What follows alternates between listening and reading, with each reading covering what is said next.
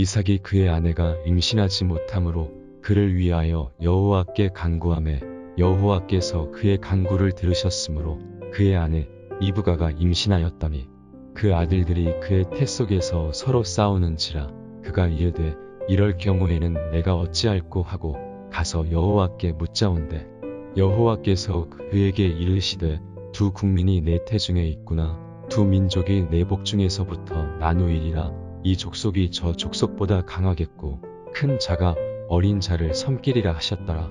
그 해산 기한이 찬즉 태에 쌍둥이가 있었는데 먼저 나온 자는 붉고 전신이 털옷 같아서 이름을 에서라 하였고 후에 나온 아우는 손으로 에서의 발꿈치를 잡았으므로 그 이름을 야곱이라 하였으며 리브가가 그들을 낳을 때 이삭이 60세였더라. Get in there! Put him down! Stay there!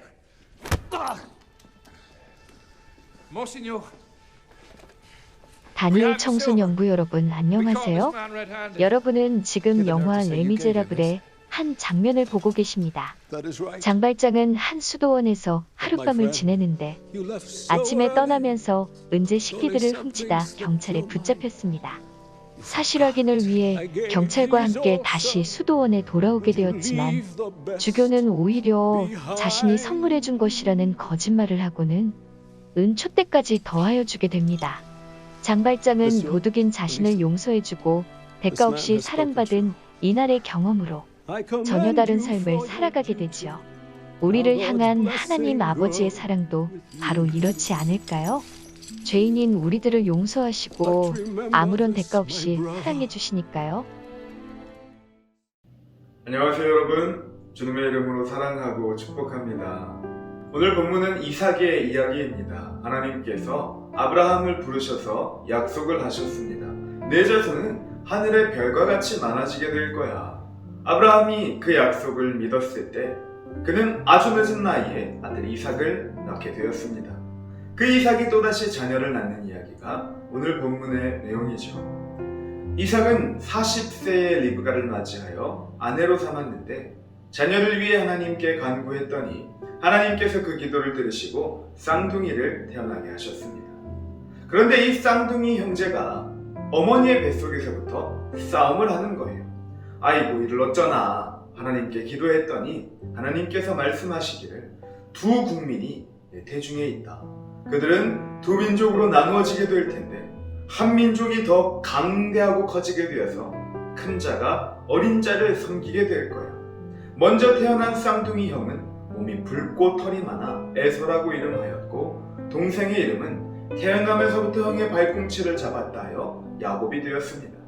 그런데 참 이상한 것이 하나님께서는 아브라함의 자손을 통해 천하 만민이 다 복을 받을 거라고 하셨습니다. 하나님은 아브라함의 자손들을 축복의 통로로 사용하실 계획이셨죠. 그러니 이삭의 이 두 쌍둥이 아들은 신실한 하나님의 자녀들이 되어 축복의 통로로 살아가야만 했습니다.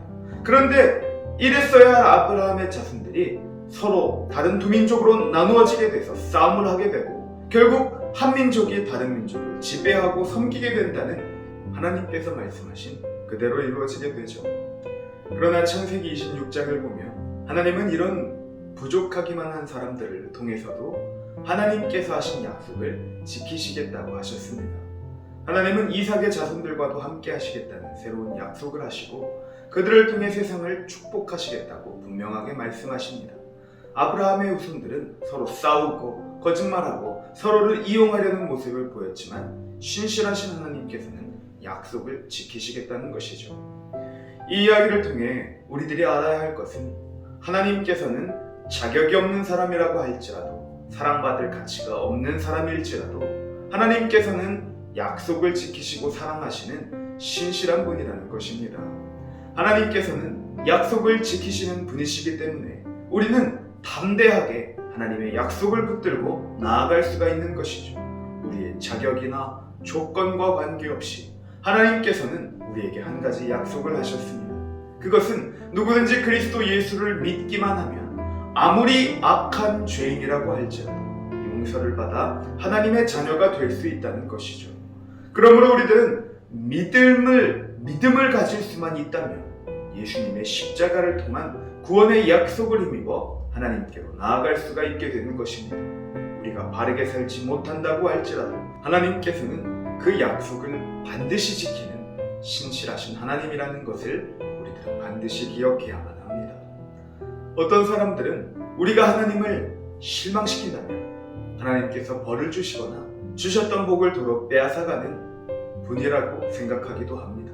그러나 하나님의 모든 심판조차도 우리들을 올바른 길로 돌이키게 하시려는 하나님의 다정하고 인자한 부르심인 것을 우리들은 기억해야만 합니다. 오늘 본문의 말씀을 통해 우리들이 반드시 기억해야 할 것은 하나님께서는 자격이 없는 사람이라고 할지라도 조건 없이 사랑해 주시고 그 약속을 신실하게 지키시는 하나님이라는 것이죠. 그 신실하신 하나님 앞에 믿음으로 더욱 가까이 나아가는 저와 여러분 되시기를 주님의 이름으로 간절히 소망합니다. 기도하겠습니다.